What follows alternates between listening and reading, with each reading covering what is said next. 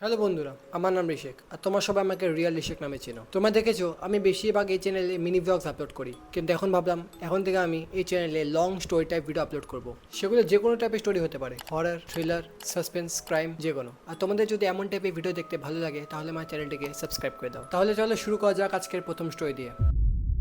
আমি যে স্টোরিটা তোমাদের শোনাতে চলছি সেটা হচ্ছে পৃথিবীর সবচেয়ে ছোট হরর স্টোরি, মানে ওয়ার্ল্ডস শর্টেস্ট হরর স্টোরি। স্টোরির শুরুতে একটি কাপল থাকে, তাদের মধ্যে ফর সাম রিজন একদিন ঝগড়া শুরু হয়ে যায়। আর এই ঝগড়াটা এত এক্সট্রিম হয়ে যায় যে লোকটা নিজের বউটাকে হত্যা করে ফেলে। অজান্তে বউটাকে হত্যা করার পর লোকটা বউটাকে কাঁধে করে নিয়ে নিজের বাড়ির গার্ডেনের মধ্যে পুঁতে দেয়।